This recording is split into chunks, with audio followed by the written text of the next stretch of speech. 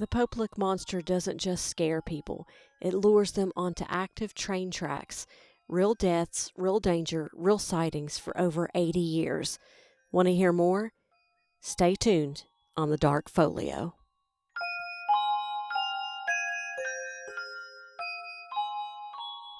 Hey there, I'm May, and welcome to the Dark Folio.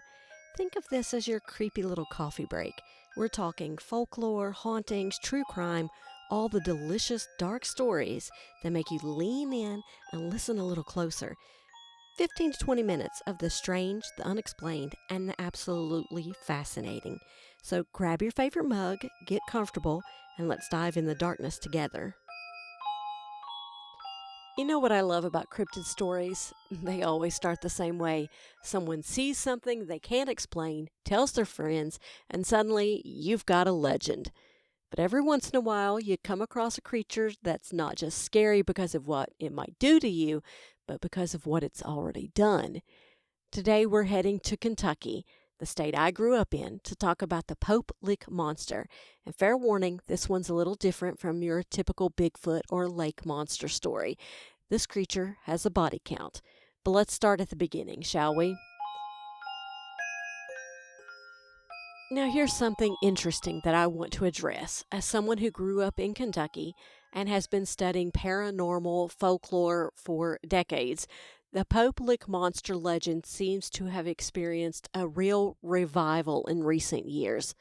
I'll be honest with you, growing up in central Kentucky and reading everything I could get on my hands about cryptids, ghosts, local legends, anything paranormal, I had never heard of the Popelik monster until just the last few years, and when I started digging into it, I found I wasn't alone. When doing my research, I read that lots of people from Louisville, lifelong residents, had said they had never heard this story growing up either. Some folks theorize it might have been a very localized boogeyman story, used specifically to keep kids away from that dangerous trestle, mostly known to families in the Middletown and Fisherville areas. But here's what's fascinating from a folklore perspective. Whether this legend is 80 years old or 20 years old, it's doing exactly what cautionary tales are supposed to do. It's making people think twice about a genuinely dangerous location. Popelik Creek runs through the Bluegrass State, winding its way through Louisville and the surrounding counties. It's beautiful country, rolling hills, old farmland, the kind of place where stories get passed down through generations around kitchen tables. And spanning Popelik Creek is a railway trestle, the Popelik Trestle. Built in the 1920s by the Norfolk Southern Railway, it's about 800 feet long and roughly 100 feet high. Impressive engineering for its time. And it's still active today. Trains cross this thing regularly. But according to local legend, trains aren't the only thing you might encounter up there. The Popelik monster, also called the Popelik goatman, is described as a half-man, half-goat creature, standing about 7 feet tall. Think of the mythological satyr, but angrier and with a seriously bad attitude. Witnesses described it as having the body of a man, the legs and hooves of a goat, and curved horns sprouting from its head. But here's where it gets interesting. This isn't just some creature hiding in the woods. The Popelik monster specifically haunts that railway trestle. Depending on who you ask, it's either luring people onto the tracks or actively hunting them there. Now, like any good cryptid, the Popelik monster has multiple origin stories, and honestly, they're all pretty wild. The first theory is that it's a reincarnated farmer. Back in the day, and we're talking early 1900s, there was supposedly a local farmer who was so cruel to his livestock that when he died, he was cursed to come back as half animal himself. Divine justice, Kentucky style. The second story is even darker. Some locals claim that the creature is actually the ghost of a circus train derailment. The story goes that sometime in the early 20th century, a circus train crashed near the trestle, and among the casualties was a circus performer, a goat man performer, and his spirit supposedly never left the area. But my personal favorite origin story, the Popelik monster is supposedly a hybrid creature that escaped from a secret government experiment. I mean, come on, what cryptid legend is complete without a little government conspiracy thrown in? Regardless of where it came from, the behavior attributed to this creature is consistently sinister. Unlike Bigfoot, who generally seems to want to be left alone, the Poplik monster is described as aggressively territorial and specifically targeting the railway trestle. Witnesses, and there have been quite a few over the decades, describe a creature that uses different tactics to get people onto those train tracks. Sometimes it's said to mimic human voices, calling for help from the trestle to lure good Samaritans up there. Other times, people report seeing it standing on the tracks, almost daring them to approach. But here's the really disturbing part, and this is where the Poplik monster legend gets genuinely scary. Some versions of the story claim that once you're onto the trestle, the creature uses hypnosis or some kind of supernatural influence to keep you there until a train comes. And here's why this matters.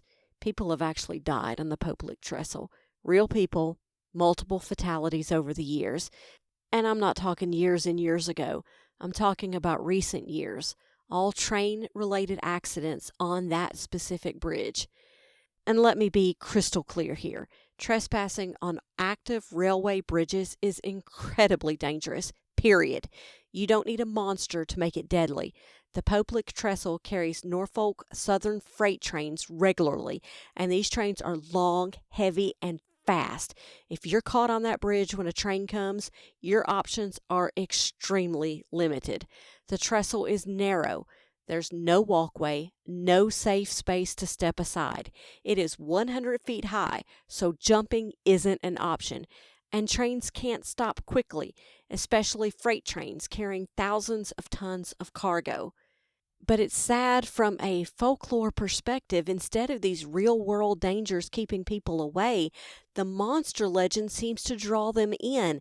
It's like the cryptid story makes the dangerous location seem more like an adventure and less like, trespassing on an active railway infrastructure.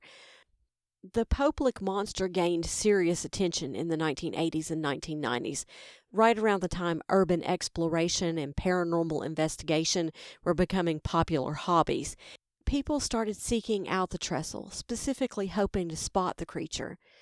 Local paranormal investigators have documented numerous sightings over the years. Witnesses describe seeing a large humanoid figure moving along the trestle at night, sometimes walking upright, sometimes on all fours.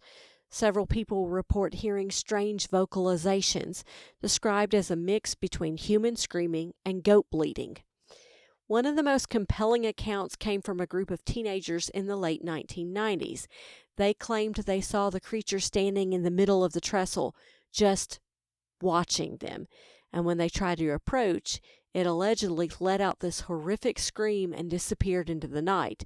The teens ran, but they all described the same thing: red eyes, massive horns, and this overwhelming feeling of dread. Now, as I usually do, let me put on my skeptical hat for a minute here. Could there be logical explanations for these sightings? Absolutely. The area around Poplik Creek has plenty of wildlife: deer, wildcats, even the occasional bear. In low light conditions, a large animal moving on two legs could easily be mistaken for something more sinister. Add in the power of suggestion, a spooky location, and maybe a little adrenaline from trespassing, and you've got perfect conditions for misidentification. The strange sounds people report: trains make a lot of noise, metal expands and contracts, and wildlife can produce some pretty unsettling vocalizations, especially during mating season. But it's hard to explain away the consistency of the sightings. We're talking decades of reports all describing essentially the same creature in the same location. That's unusual for misidentification cases, which tend to vary more widely. Plus, there's the behavior aspect. Most cryptid sightings involve creatures that flee when spotted. The Poplik monster is consistently described as confrontational, territorial, almost like it's guarding the trestle. That's a pretty specific behavioral pattern to emerge from random misidentifications. The legend got renewed in 1988 when a short horror movie called The Poplik Monster was filmed in the area. The 16-minute movie was a 16mm black and white film with a 50s monster movie vibe going on. It was filmed with the low budget of $6,000, according to Wikipedia. For those listening who love horror movies like I do, there's a really great spoof of the Lost Boys scene, which came out the year before, where they hang from the trestle, which would be impossible to do in real life, by the way, with the vibrations and the arm strength it would take to achieve. So if you're thinking of trying this famous scene, don't. Remember, this is movie magic. But when the Poplick Monster premiered in a local theater, the train company was so alarmed that the movie would encourage people to go to the trestle that they read a statement that informed everyone in attendance that anyone caught trespassing would be prosecuted. And that brings me to something really important about the Poplick Monster legend. It serves a practical purpose. Whether the creature exists or not, the stories function as a warning system. They remind people that the trestle is dangerous, that it's not a place for casual exploration. In folklore studies, we call this a cautionary tale. Stories that encode important safety information in memorable, shareable narratives. For example, don't go near the dangerous railway bridge becomes don't go near the railway bridge where the monster lives because it's dangerous. It's brilliant, actually. A straightforward safety warning might be ignored, but a monster story, well, that will stick with you. And now I have to address the really scary, really tragic part here. The real tragedy of the Poplick Monster legend isn't the creature itself, but the fact that people continue to die on that trestle. As recently as 2019, there have been fatalities on the Poplick trestle. These aren't monster attacks. They're train accidents involving people who were trespassing on active railway infrastructure. And while I understand the allure of cryptid hunting, I cannot stress this enough. Do not go on that trestle. Norfolk Southern, the railway company, has increased security in the area and posted numerous warning signs. Local law enforcement regularly patrol the area. There are fines, there's jail time, and most importantly, there's the very real risk of death. So where does that leave us with the Poplick Monster? Is it real? Honestly, I doubt it. But the real answer is, I don't know. Could there be an unknown species living in the Kentucky wilderness? Maybe. Could there be some kind of supernatural entity tied to that specific location? I mean, I guess anything's possible. What I do know is that something has been generating consistent eyewitness reports for decades. Whether that something is flesh and blood, spirit, or just the power of suggestion, it doesn't change the fact that people are seeing something. And maybe that's enough. Maybe the real power of cryptid legends isn't in proving they exist, but in keeping alive our sense of mystery, our awareness that the world still has unexplored corners and unanswered questions.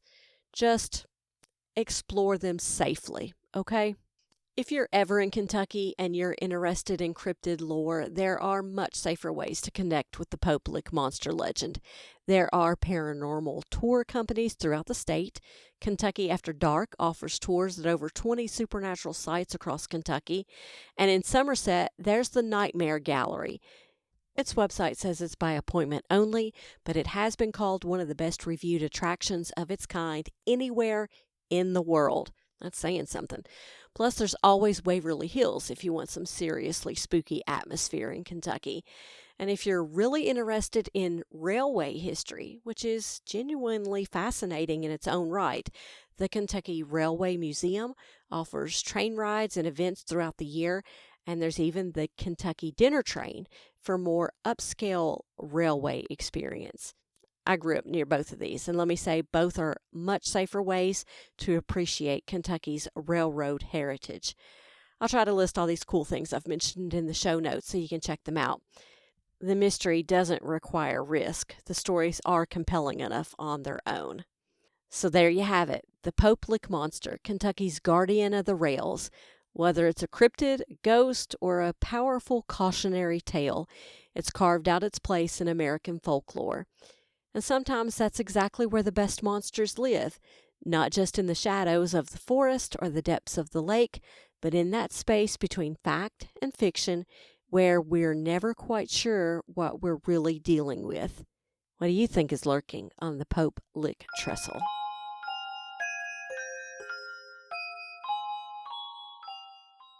Legal and safety disclaimer. Railway trespassing is a federal crime punishable by fines and imprisonment. The Pope Lick Trestle is an active Norfolk Southern infrastructure with regular freight traffic. Multiple fatalities have occurred. The Dark Folio does not encourage or endorse visiting this location under any circumstances. Thanks for spending your coffee break with me today in the Dark Folio. If you enjoyed this little dive into the strange and unexplained, make sure to follow the show. There are so many more stories waiting in the shadows. And maybe share it with someone who appreciates a good chill down their spine. If you've got your own encounter with the unexplained, reach out. I'd love to hear about it. You might even hear your story in a future episode.